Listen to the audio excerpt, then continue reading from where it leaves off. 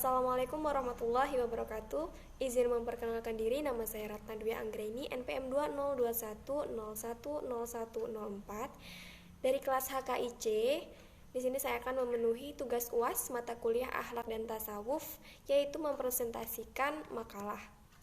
Saya akan mempresentasikan makalah yang berjudul Sejarah Pertumbuhan dan Perkembangan Tasawuf. Tasawuf merupakan salah satu cabang ilmu dalam Islam yang menekankan pada aspek spiritual dan kebersihan batin. Dalam kaitannya dengan diri manusia, tasawuf adalah ilmu untuk mengelola aspek rohaninya yang lebih sering disebut dengan hati atau kolbu. Beberapa anggapan penyebab kemunculan tasawuf disebabkan oleh dua faktor, yaitu kemunculan tasawuf karena pengaruh ajaran non-Islam dan karena lahirnya tasawuf bersamaan dengan lahirnya agama Islam. Masa perkembangan tasawuf yaitu diawali pada tasawuf abad pertama dan kedua Hijriah pada masa Rasulullah SAW, sahabat, dan tabi'in. Tasawuf masa Rasulullah. Pada masa ini banyak ditemui contoh-contoh kehidupan sufi yang terdapat pada diri Rasulullah SAW dalam kehidupan beliau sehari-hari yang penuh dengan kehidupan yang sangat sederhana dan penuh dengan penderitaan. Beliau juga menghabiskan waktunya untuk beribadah kepada Allah. Sebelum diangkat sebagai Rasul, beliau sering melakukan khalwat di Gua Hira atau Bukit Nur untuk mendapat petunjuk dari Tuhan. Didapati beliau melakukan khalwat berulang-ulang kali dengan bekal hanya beberapa potong roti dengan air minum serta buah-buahan yang hal ini menggambarkan makanan yang sangat sederhana bagi seorang sufi. Kemudian ada Abu Bakar, adalah seorang saudagar kaya raya di Mekah, namun ia rela meninggalkan semua hartanya demi mengikuti dakwah Rasulullah SAW. Ada Umar bin Khattab, adalah sahabat Nabi yang memiliki jiwa murni dan akhlak yang tinggi. Ada riwayat yang mengisahkan kehidupan sufisme Umar yang semua ketika menjabat sebagai khalifah. Kemudian ada Utsman bin Affan, adalah sosok yang diberi oleh Allah kelapangan rezeki. Meski begitu, ia tidak terlalu terpengaruh dengan kekayaannya. Ia selalu memegang Al-Quran pada tangannya. Menjelang malam ia belajar Al-Quran sampai jauh malam. Bahkan ketika dibunuh oleh pemberontak, ia dalam keadaan membaca Al-Quran. Kemudian ada Ali bin Abu Thalib. Sifat kesederhanaannya tidak kalah dengan para sahabat yang lain. Ketika menjabat sebagai khalifah, pakaian yang ia pakai banyak yang sobek. Tasawuf pada masa tabi'in. Yang pertama ada Hasan Basri. Hasan Basri lahir di Madinah pada tahun 21 Hijriah atau 632 Masehi dan meninggal pada tahun 110 Hijriah. Hasan Basri adalah seorang tabi'in yang besar dan ternama, baik dalam ilmu pengetahuan maupun dalam kesalehan dan kehidupan zuhudnya.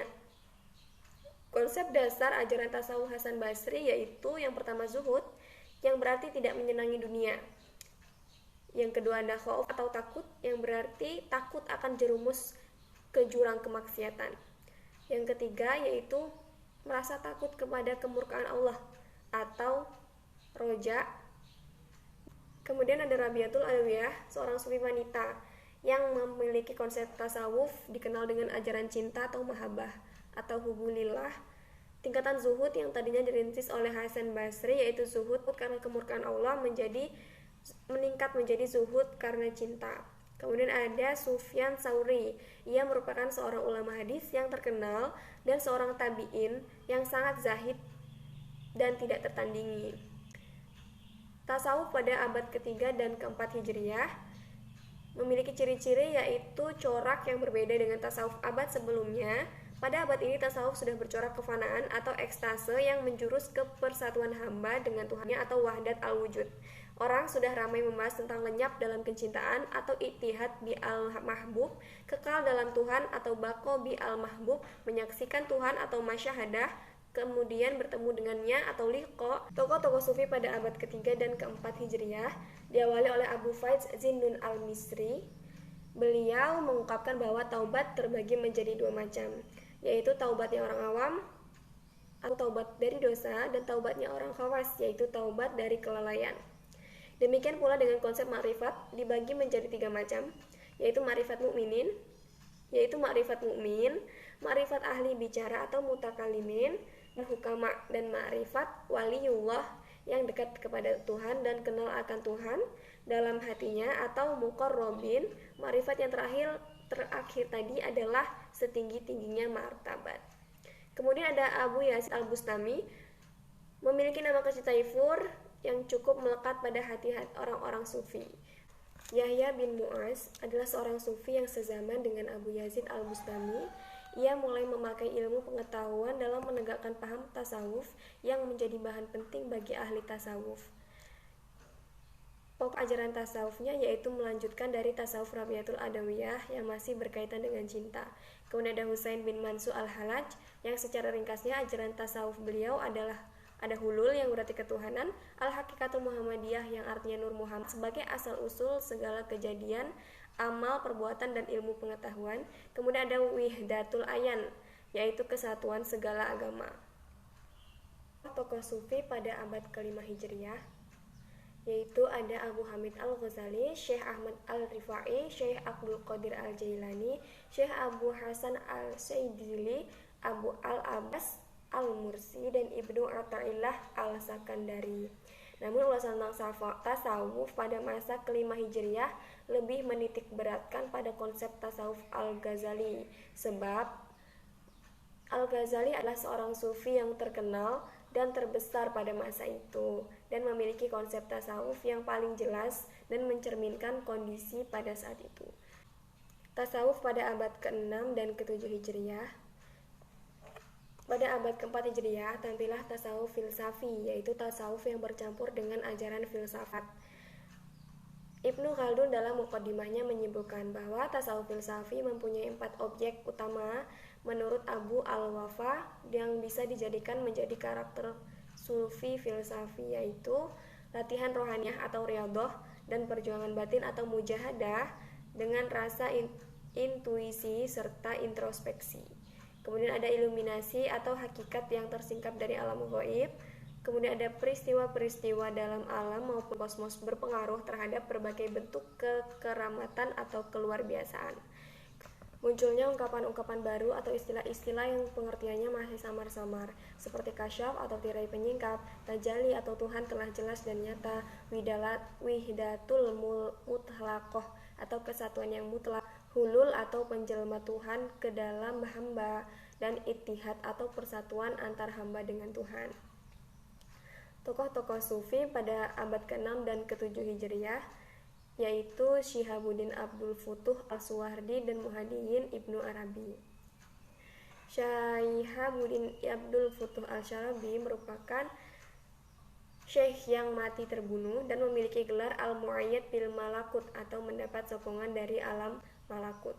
Kemudian Muhyiddin Ibnu Arabi, nama lengkapnya Abu Bakar Muhyiddin Muhammad bin Arabi At-Toy Al-Haytami Al-Andalusi, lahir di Murcia, Spanyol pada tahun 598 Hijriah. Tasawuf di tanah Persia. Masuknya agama Islam di tanah Persia dengan sendirinya telah berjasa mengembangkan kebudayaan, kesenian, dan kesusastraan bangsa Persia.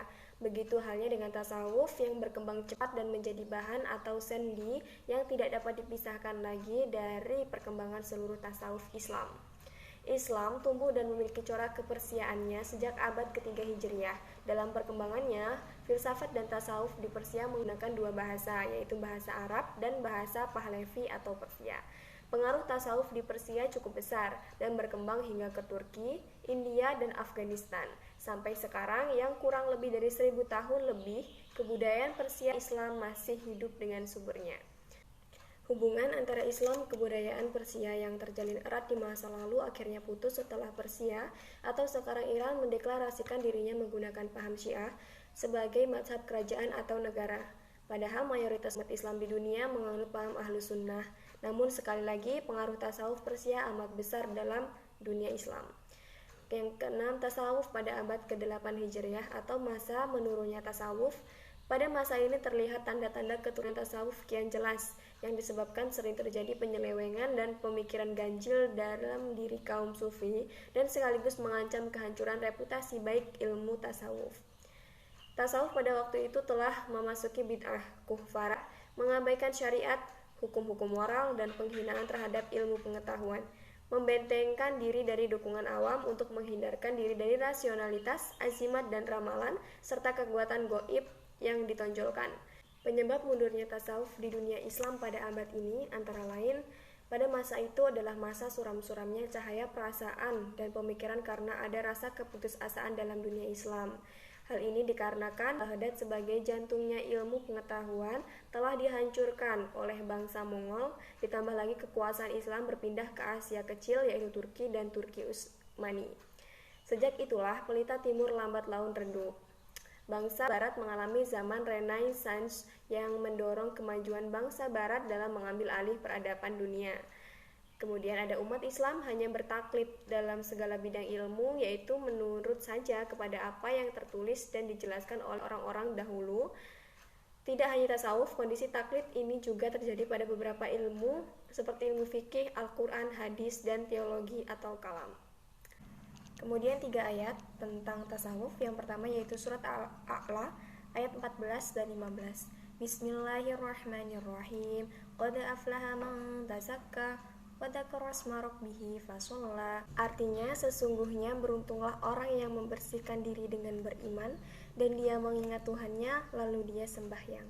Kemudian ayat yang ketiga yaitu surat Ar-Ra'd ayat 28. Bismillahirrahmanirrahim.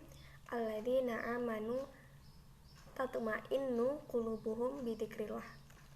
Yang artinya yaitu orang-orang yang beriman menjadi tentram hatinya dengan mengingat Allah.